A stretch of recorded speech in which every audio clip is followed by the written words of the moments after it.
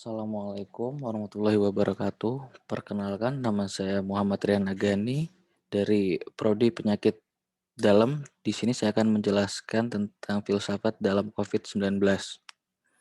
Pertama-tama saya akan menjelaskan yaitu latar belakang. Latar belakang dari filsafat Yunani kuno abad 6 sebelum Masehi berlangsung hingga pada zaman klasik atau pada periode Helenistik.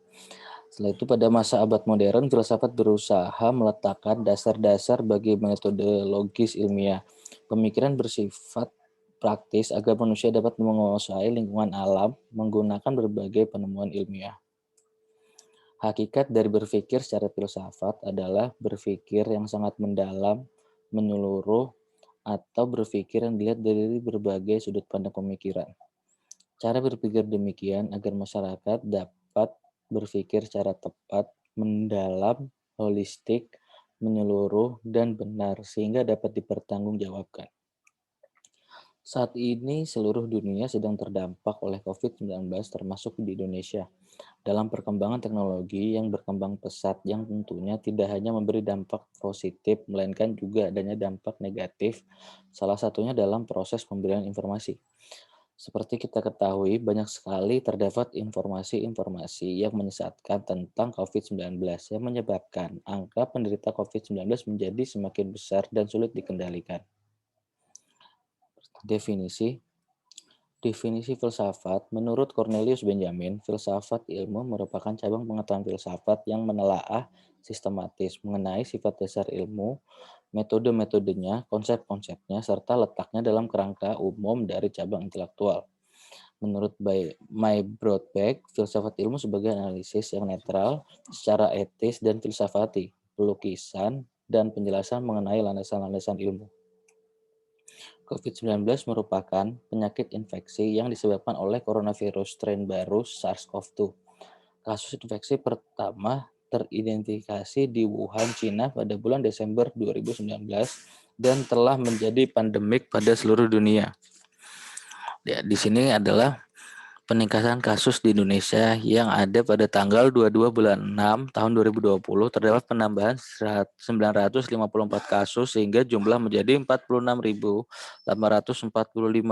dan pada tanggal 27 bulan 6 2020 terdapat penambahan sekitar 1.385 kasus sehingga menjadi jumlah 52.812.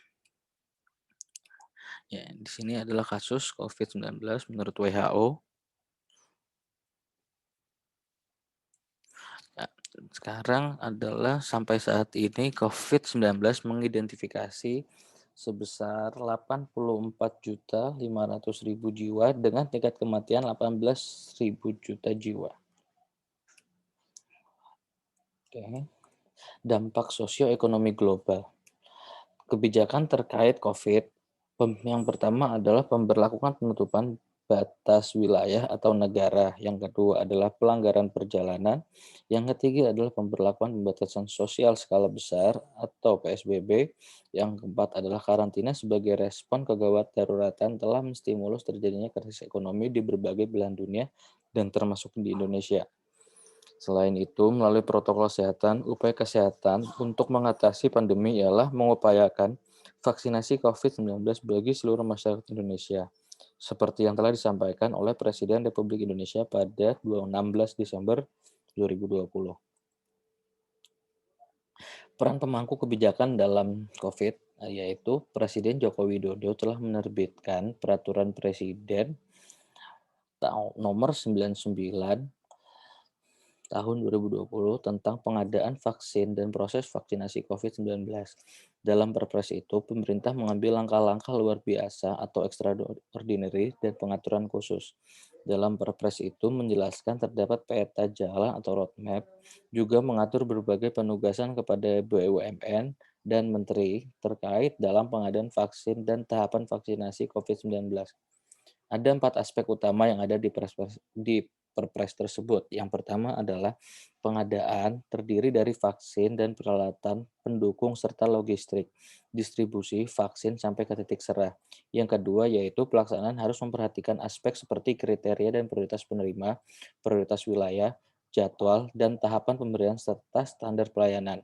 Yang ketiga adalah pendanaan terdiri dari pengadaan yang dibiayai APBN dan penyediaan yang juga dibiayai APBD.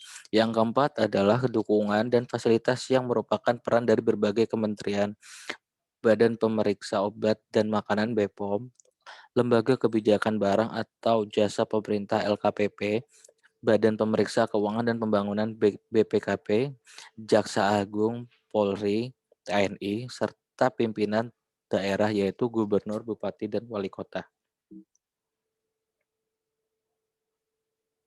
Aksiologi. Saya akan menjelaskan tentang aksiologi. Yang pertama adalah aksiologi itu ilmu yang membahas tentang manfaat yang diperoleh manusia dari pengetahuan yang didapatnya. Pentingnya filsafat menyikapi isu vaksin secara aksiologi. Tujuan dan manfaat filsafat ilmu adalah mencari kebenaran tentang suatu permasalahan melalui berpikir kritis, rasional, dan sistematik sehingga mendapatkan kebenaran yang menyeluruh dan dapat dipertanggungjawabkan. Filsafat ilmu yang pada akhirnya akan mempertanyakan aspek aksiologi semestinya dikedepankan dalam perdebatan penggunaan vaksin. Karena dengan demikian kita akan melihat nilai, manfaat, dan dampak kepada masyarakat. Kesimpulan, filsafat dan vaksinasi COVID-19. Filsafat sangat berhubungan dan dibutuhkan dalam menyikapi semua kejadian yang terjadi saat ini termasuk mengenai kejadian COVID-19 dan vaksin COVID-19. 3 kunci kesuksesan vaksinasi. Yang pertama adalah vaksinasi COVID-19 termasuk penyediaan dan aksesnya, tenaga kesehatan, serta peran masyarakat. Terima kasih.